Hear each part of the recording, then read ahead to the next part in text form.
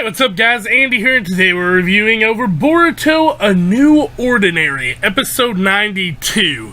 Now, pretty cool episode, I'm not gonna lie. I really did enjoy it, but what happened here is it honestly made me think back of the arc, and all of the good points of this arc were kind of solid. I mean, it's probably never going to get brought up again, but if it does, there's a lot of things that I'm going to talk about in this video that I would love to see play out a little bit into the future. And we got a confirmed death on Ohnoki, so give that what you may. I mean, I love the old guy in Shippuden, but hey, you can't keep him around forever. So let's go ahead and jump right into this review. Back from the dead.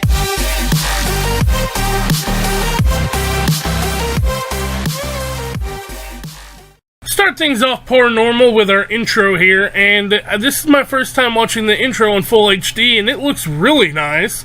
But we get our title card, A New Ordinary, which I don't agree with the title of this episode. It should have been, well, we'll talk about that later on.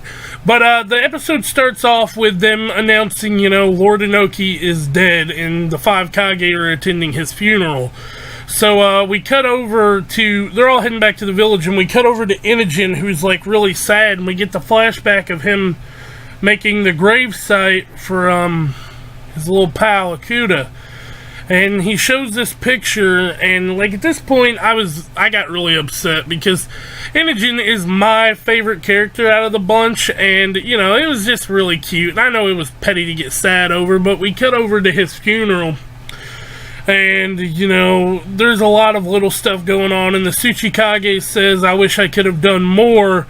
And that's when it was said Lord Ohnoki was able to rediscover his true will. And that was a really powerful moment, and that's when I started putting this arc into perspective. It was his going out arc, and it did a decent job at that. And Seki here, I don't know if we'll ever see him again, but I really want to, and he promised to carry on Ohnoki's will into the future, so hopefully he's a staple. These two scenes go back to back with Boruto and Sarada both getting home, and they were just embraced by their mom and Himawari. And it was a really powerful scene with Sarada, especially because, I don't know if it's just 4 a.m. and my emotions are running wild, but I was really touched by it. It was a really good scene, and, we come to find out that both of them and Mitsuki were stripped of their Genin rank. As for Shikadai and them, I assume that they got in trouble too, but they were stripped and they left their headbands, and this was a really symbolic moment that kind of set in stone, this is serious, And something happens later on that changes that a little bit, but we'll get into that in a minute, like I said. And Mitsuki, he, tells him it wasn't the only reason to save the village. It was kind of his personal gain. And, Sarada starts getting worried, and, Boruto is just like, don't worry about it. Mitsuki will be fine. And he's putting up that front again like he normally does. And he gets really upset. Now, we cut to another part of the episode after this, to where I kind of think they should have waited until the next episode, but it makes sense. Tie up all loose ends right here, because Garga is no longer contracted to Boruto, and they say their goodbyes. They have a nice little moment, and it's over. Sarada wakes him up, and she's got news. Mitsuki's debriefing is over, so they both go hunting for Mitsuki. And we cut to Mitsuki here digging graves, and he's like, I hope I did this right. I've never had to do it before. Seki, I hope you and all your friends can rest easy now. I'm going to the place where I belong. And I assume that was the Leaf Village, and it is. Mitsuki fesses up to one of the reasons he did go. He did it for his own selfish needs, which it's understandable, because it's like Boruto said. It was Ohnoki's last words that a will has many sides. And, Boruto tells him your will, this is a part of your will. Wanting to save the village and, find yourself. And that's when Sarada comes up and, all of Team 7, the 3 of them. A really cool scene there. We cut over to Orochimaru, who is questioning how the technology was made if it didn't come from him. So that might be something that plays in the future, or they could just drop it. But Boruto finds his Heartstone while they're all walking back to the village. And we don't get to see Boruto show his emotions all too much, but he literally breaks down crying, and the only words he says is old man.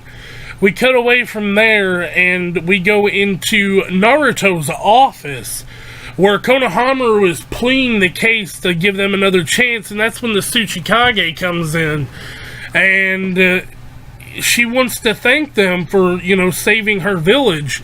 And this is the coolest part of the episode. She says, I guess the Genin in your village have thoroughly committed to carrying on your ninja way.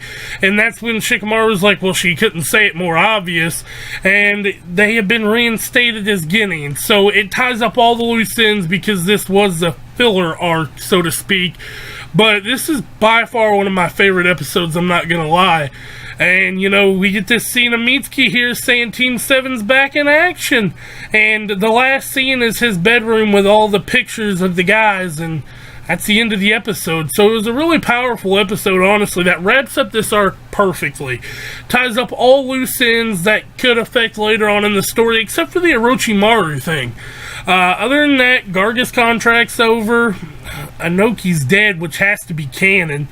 The Tsuchikage reinstated them as Genin, so their punishment's over, and Mitsuki has decided to stay in the village. I couldn't really think of a better way to wrap it up, so, hey, I enjoyed it thoroughly, I really did. But without further ado, guys, I'm really tired. I know you can probably hear it in my voice. It's 5 a.m., and I woke up very early this morning for work. So, yesterday morning now, but anyway. Don't forget to like, comment, and subscribe as always if you want to help the channel grow.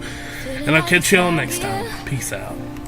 Driving towards the sun with a rose and a gun, feel the wind in my hair.